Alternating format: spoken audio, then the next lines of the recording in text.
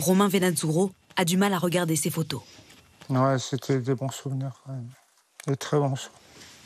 Son petit frère Fabrice a été tué en 2020, à 38 ans, de plusieurs coups de couteau, dans des circonstances encore floues. Que s'est-il passé ce jour-là? Romain ne le saura jamais. L'homme, qui avait avoué le meurtre de son frère, est mort 4 ans après d'une maladie, sans avoir été jugé à temps. On attendait tout de ce procès. On attendait des réponses et surtout un jugement, une punition. Au moins, on l'aurait vu physiquement, déjà. Mettre un visage sur le meurtrier, c'est déjà important. Moi, ce que je trouve dingue, c'est qu'il est présumé innocent alors qu'il a tout avoué.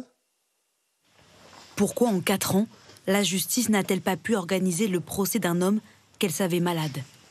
Le manque d'effectifs et l'engorgement du tribunal expliquent les magistrats à la famille, aujourd'hui détruite. C'est à cause de la justice qui a pris du temps. J'ai perdu un autre frère. Mon autre petit frère, il n'a pas supporté cette injustice. Il est tombé en dépression très rapidement. Et il a fini par se suicider. Et là, c'était vraiment la double peine. En France, environ 4000 dossiers criminels sont en attente de jugement. Un chiffre qui a doublé en 5 ans. Des délais de plus en plus longs, avec de graves conséquences, dans certains cas. Cette mère de famille préfère nous raconter son drame anonymement.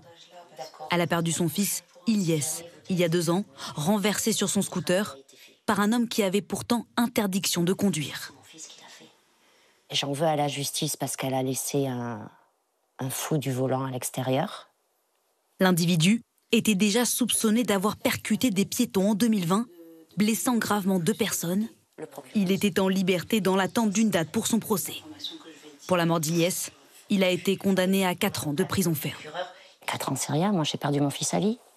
Moi, je vais souffrir toute ma vie. C'est la faute à qui, au départ? À la justice qui n'a pas fait son travail. Il faut qu'elle soit plus rapide. Quand ils ont les preuves, il faut être plus rapide.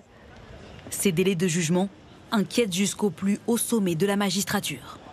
À Aix-en-Provence, le procureur général de la 2e cour d'appel de France a une crainte: de voir libérer des accusés avant leur procès.